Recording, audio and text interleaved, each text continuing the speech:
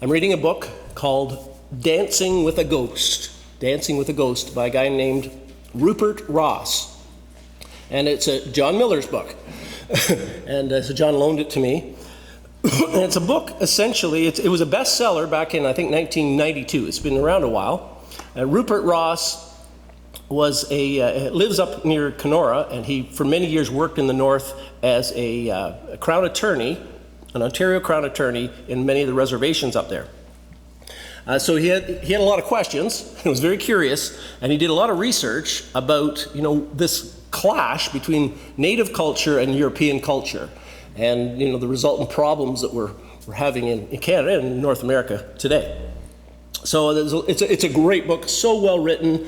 He has a lot of native friends who have double checked it, and he at the end of the day says, I still don't really get it, but here's what I've gleaned so far. He's written a couple of other books since then. Well, one little piece of it which struck me, and it's a part of the mix, is how differently these cultures have learned. How we taught our kids, for instance, and how we learned to live life. So, for instance, the traditional way, so this is something established for centuries in the traditional native culture before Europeans came on the scene. So, surviving in the wilderness in the north, in the bush, basically it was entirely, watch and learn. So the kids watched the parents do whatever it is they did. Find the fishing hole, catch the fish, make the spears or the bows and arrows, how you make those things, how you kill a deer, how you tan the hide, how you make the food, how you sew the moccasins, all that stuff that the parents were doing, the kids just watched. And then at a certain point, off they went and did it. They sat there and mulled it over in their heads while they watched, and then they just went out and practiced it, what they'd seen. There wasn't a lot of talking that went on. It was just kind of... And so, which helps explain a little bit, because natives are often not big talkers when it comes to these things. Now, the alternative. So that's kind of by the nature of the fact that we have very short space of time. Sermons are very short. Mine are extremely short, as you know. And so there may be a little bit of what's the word?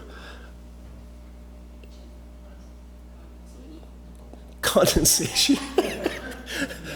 I mean, I'm biting off more than you can chew. So, it's just here's in general. It's a generalization. That's what I'm. So these are generalizations. Now, the European way that most of you and I have kind of grown up with and learned is, we learn by studying books and going to school and hearing teachers teach and lectures lectured, and then we absorb the information, and then we're supposed to be kind of equipped for whatever it is that we're supposed to do. And that's kind of the way our society works.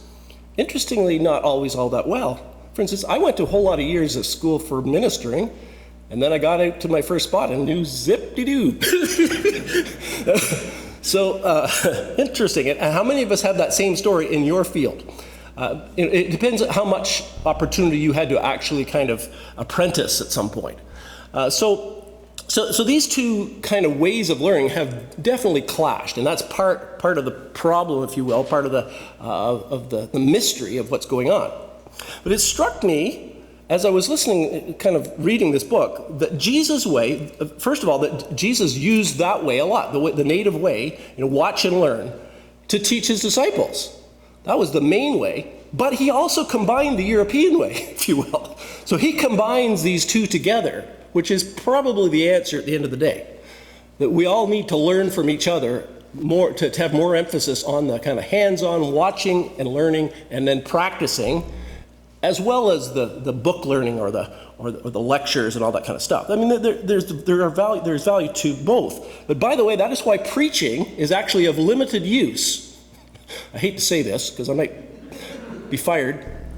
Because what's the use of having the guy? It's of limited use because if it doesn't help you grow as a Christian, really. You're absorbing lecture-like information, and which may be interesting and may be entertaining. Maybe it's even insightful. But you will not grow in Christ. You will not grow as a Christian unless you go out and practice someplace. It's not going to happen. Unless you take to heart and put it into your life, use your will to do the stuff that you're hearing about and learning about, not going to happen. And you know this. So for instance, you can hear zillions of, and we've all heard zillions of, and read books about prayer, and zillions of sermons about prayer. Well, that's great. Do you know how to pray because you've heard sermons about prayer? No, you're going to have to go out and pray sometime. And then if you start the discipline of prayer, then you will learn how to pray, really. There's suggestions you can hear. So it's a combination of the two. So practice has to go with listening and learning. James, in his epistle, near the end of the New Testament, is the epistle of St. James, the Lord's brother. And one of the little verse in there is really powerful and potent. It says, "Be doers of the word and not hearers only, deceiving yourselves." Wow, so pithy. Be doers of the word and not hearers only. He's not saying don't be hearers. He says don't be hearers only, deceiving yourselves. So whenever we think we got it because we've heard it, there's deception going on. We've got it when we've practiced it and God has built it into our lives. So it's the practicing part that we really see in this passage in Luke 10 that Jesus is getting his disciples to do. And in Luke 10, it says, so verse 1, "After this the Lord appointed 72 others and sent them 2 by 2 ahead of him to every town and place where he was about to go." Loaded. He appointed 72 others. So the others refers to the fact that, this is the beginning of chapter 10. The beginning of chapter 9, he sent out 12. Remember those guys? So this is in addition to the 12 disciples. He also now sends out 72 to go. And he's saying, okay, you guys, you've watched. Go do what I do. It's kind of like sending your 14-year-old out to drive the car because they've seen you drive the car. And just, wait, you take it for a spin. Who knows what's going to happen? I mean, there's a high degree of risk going on here with Jesus. You guys, I'm turning it over to you guys. Away you go, try it out. Take it for a spin. And off they go. So what does it... He doesn't really give them a ton of instruction in this passage. He does and he doesn't. And there's some things in here that are tricky and hard to understand, and I'm not even going to look at them so much today. But for instance, he says, go to a house, say, "Peace to this house." If a person of peace is there, your peace will rest on them. If not, it will return to you. You ever try that? I'm not sure how that works. But there's something about this, to throw your peace out, see if you're welcome, is what he says. See if you're welcome. And if you're not welcome, and then it says a little further, if you're not welcome in place, it says, knock the dust off your shoes as a witness to them and head on your way to someplace else. But we're not going to talk about that so much. So verse 8, it says, "When you enter a town and are welcomed, eat what is set before you, heal the sick who are there, and tell them the kingdom of God is near you." So that's really the extent of the description of what they're supposed to do when they get someplace. It's not very highly detailed here. They were on their own to figure out how to do that. Heal the sick who are there. So this is a big part of the ministry of the Christian faith, is healing the sick or praying for the sick. Heal the sick who are there and tell them the kingdom of God is near you. In other words, the kingdom of God is breaking in on us even as we speak. It's at hand. Whatever that kingdom of God is. The kingdom of our God is near. That's why we sang that song, by the way. Heaven is in my heart. So heal the sick who are there and tell them the kingdom of God is near. So they have a very simple message. And just pray for the sick, heal the sick. Now it doesn't say to do it, but when they come back, if we go to verse 17, the 72 returned with joy and said, "Lord, even the demons submit to us in your name." They come back with joy. They've gone out doing this thing and they're filled with joy. And they said, even the demons submit to us. So it implies that one of the things they understood to be part of their job was to kick out demons, cast out demons. And actually the demons being cast out is a sign that the kingdom of God is here, because evil is being dispelled and goodness is coming in its place. Okay, so that's kind of the overview. Let's go back and look at a couple of the instructions here, which are interesting and profound. The first instruction is in verse 2. He told them, "The harvest is plentiful, but the workers are few. Ask the Lord of the harvest, therefore, to send out workers into his harvest field." Okay?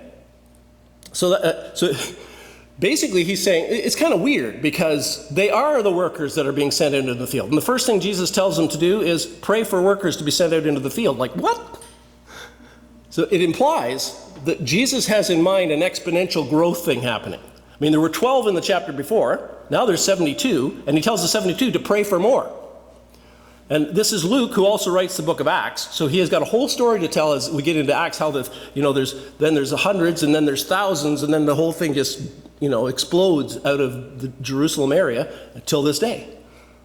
Christ's plan is exponential growth. So just like he makes these plants that bear seeds, and each one of those seeds can bear a plant that can bear seeds, that's exponential growth. And that's the way his kingdom actually works in human hearts. But in order for that to take place, he would like us to join with him in requesting, i.e. praying to the Father to send out workers into the harvest so that it might be exponential. And here's a really great piece of instruction for us. I mean, do you ever wonder what we should be praying? I'm going to pray. Now, what should I pray for? And maybe that's not your problem. There's more than enough things to pray about. You don't have time to pray for all the things. I mean, but when you go to pray, there's usually, I'm going to pray. I know some sick people. I'll pray for them. I got my own problems. Yeah, I should probably pray for them. We sang, Precious Lord, take my hand, back in Lachlan this morning. And somebody said, I need this one today. I need Precious Lord, take my hand, because it says, I am weak, I am worn, I am sad. You know that one? Elvis sang this song. Precious Lord, take my hand, lead me on. Yeah. I'm weak, I'm worn, I'm sad. So, there's nothing wrong with prayer. Pray for yourself. There's nothing wrong with that, because we need God's grace, and who knows how much we need it more than we ourselves. But we pray for those things. We look around and we see a few things. But Jesus says, if you ask anything in my name, I will do it for you. What is a thing that's in his name? Power in his name. Our what? Power in his name. Power in his name, yeah. I mean, there are lots of things that it says. But here Jesus explicitly tells us something that he wants us to pray about. He explicitly says, it's crystal clear, it's quite simple. He says, ask the Lord of the harvest, therefore, to send out workers into his harvest field. So if we're wondering, he's actually commanding us to do it. So this is an imperative from Jesus for his people to pray about. Now, do we do it? Not very much, probably. Which leaves us to think, well, maybe that's the reason why there aren't as many workers as there could be. Right? Because we do not do the simple thing that Jesus tells us to do. So it's a great piece of instruction, and explicit instruction of how we are supposed to be praying, and that's very helpful. So much of this passage may not seem to apply to us. We may think, this is for missionaries, right? This is for those that are going to foreign nations, or this is for pastors or something. Not so much for us, because, when are we going to walk down the road and holler at people's houses and especially not take a purse or bag or sandals? That's just not for us. But here's something that definitely is for you and for me. Look at this. Do we not know this? The harvest is plentiful. Do you understand that? The harvest is plentiful. Now, Jesus is using his metaphorical language again. He's saying that the world around you is in desperate need of grace, is in desperate need of the gospel, is in desperate need of Jesus Christ and the truth that sets you free. The world is in desperate need of that. You really shouldn't have to think very hard or scratch your head very much to see that that's the case. You can see it in your life, you can see it in your family, you can see it in your community, you can see it in the newspaper, you can see it on the television. And we have a hurting, needing, mixed up, confused world. We have, nowadays, kids don't know what's right from wrong. They're trying desperately to make up new things, new reasons. Well, you should do this because that's ethics. Okay, well, why is it ethics? Why is some behavior ethical and some not? Why should you share? I try to teach kids to share. Now, it used to be a time when, our culture was more biblically based, and people could say, well, God says, share. Blessed are you when you give and you're generous, and blessed are the poor. And so we had that authority in place, but we don't have that today. So that's why I say kids today are pretty mixed up. They don't know what to believe. And people across the board in our society are looking for answers in all the wrong places, of course. They're trying to fill up their lives with noise and with excitement and with entertainment and with adventure and with music in their ears 24/7, so they don't have to actually think, I guess. Nothing wrong with music in your ears, but all things in moderation. And so drugs, booze, all this stuff is rampant. That's a sign, as it was in Jesus' day, that the harvest is plentiful. There's a ton of need out there, and there's hungry, needy hearts and lives out there. But the workers are few. Here's another thing that's pretty obvious. Do you see a lot of workers around? I mean, we are them. You're the workers, by the way. Pews aren't full today. The workers are few, maybe fewer than they were a few decades ago. So we see these things to be, patently true. That the harvest is plentiful and the workers are few. And so there's a simple therefore. Jesus says, therefore, pray the Lord of the harvest to send out workers into the harvest. Okay, so that's his first point, and that one's pretty simple, and it's obviously for everybody, for all Christians. Now the second one is the one I'm kind of want to hammer on a little bit. I am sending you out like lambs among wolves. What a wonderful this is Jesus this is a sentence parable, if you will. I mean, there's a lot of picturedness in that little expression. Jesus says, I'm sending you guys out as lambs amid wolves. So I had one child at Inglesby this morning, and she came up and we talked about this a bit, and I said, I was asking her about lambs. She says, oh, lambs, they're cute and cuddly. Basically, that was her perspective on lambs. Lambs are cute and cuddly. And they're also very, that's the baby sheep Jesus is using here. He says, you're like a baby sheep. They're also helpless. They're super vulnerable. They're clueless. and he says, I'm sending you out. So he says, you guys, that's what you guys are. You're little lambs, vulnerable and helpless. And I'm going to send you out amongst a pack of wolves. And he's using the stereotype, and maybe we like dogs, right? And we know that wolves are dogs, and they're cute and beautiful, but they're also a deadly predator. And we know that just not that many years ago, we had someone up at the Forest and Wildlife at the Wolf Sanctuary, a young lady that was working there, that sadly thought she had made friends with the wolves, I guess, and went into the compound and was killed and eaten. She was killed. So, they're dangerous. And that's the stereotypical picture of the wolf as a predator that Jesus is laying before us. So we have to picture a little lamb in the midst of growling, hungry, ravenous, mean old wolves. And Jesus says, that's who you are. You're going to go out there, you lambs of mine, with the wolves. Wow. And it's not... I'm a lamb, they're a wolf. Who's we, who's they? Are the lambs better than the wolves? And he's not saying that. But he's saying there's these two directions of life. And I would say that, scripturally speaking, the lambs are the regenerate, those born of the Spirit with life from above, born of Christ, born of God, God's children. And the wolves are the unregenerate, those who have not experienced the grace of Jesus Christ in their lives. And we've all been wolves and probably still have a battle with wolfishness within us. I use probably quite loosely because I know you all do, and I do. We all do. So wolfishness depicts the unregenerate soul that's not connected to God. And lambishness depicts Jesus. I mean, Jesus is the Lamb of God who takes away the sin of the world. So it's not that you're better than anybody, because you are essentially a redeemed wolf. And God is transforming you into a lamb, if you may. Okay, so when we understand the way of Jesus correctly, this is exactly what we are. We are lambs in the midst of wolves. And it's not just the missionaries, not just the pastors, it's every follower of Jesus. Now I want to do some descriptions, kind of comparisons or contrasts, I guess, contrasts between wolves and lambs. These are just a few of them. There are many. Just a few to kind of get ourselves thinking about it. So, for instance, wolves tend to be very vengeful. You know, you do something to a wolf, they're going to get you back. They may not actually do something to you, they may just cut you off, and they just turn their back on you. But they'll get you back somehow. There's going to be consequences, right? Whereas lambs are not. They're not vengeful.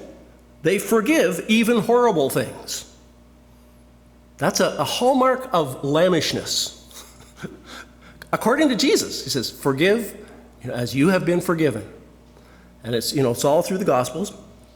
It's interesting that in the Gospel of Matthew, there's a parallel passage, and Jesus is sending out the disciples, and he says, I send you out as lambs amid wolves. Therefore, doesn't have this in Luke. He says, therefore, be wise as serpents, but harmless as doves. Be wise as the serpent. So be cagey about evil and understand its ways, but don't be at all evil yourself. Not asking much, is he? But he is asking much. And that is the Christian life. It's a life in which you understand and discern the difference between the way the world works and you don't be that way. Wolves tend to be quite self-absorbed. Their main interest is themselves, their story, they're being heard, their needs. And if we are truly lambs of Christ, as we absorb more of the life of Christ, we are concerned for others, because that's the way he is. Our heart is for those around us. We're concerned, we're interested in others and their needs. So it's an outward look as opposed to an inward look. Wolves, I think this is interesting. Wolves justify everything they do and think and say. They justify everything they do and think and say. No matter what they do, they're never wrong. Right? You know anybody like that?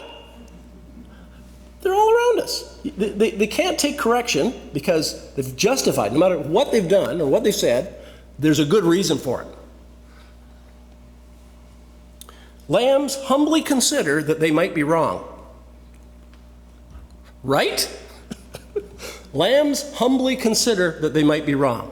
If you're a lamb, a follower of Jesus, you should be becoming enough aware of your wolfish tendencies that you could say, well, maybe my attitude was off. Or maybe there was a hint of something in that thing that I said that was actually demeaning and hurtful and spiteful and rude and backbiting. We're open to correction. The heart of the lamb is one in which, seek my heart, Lord.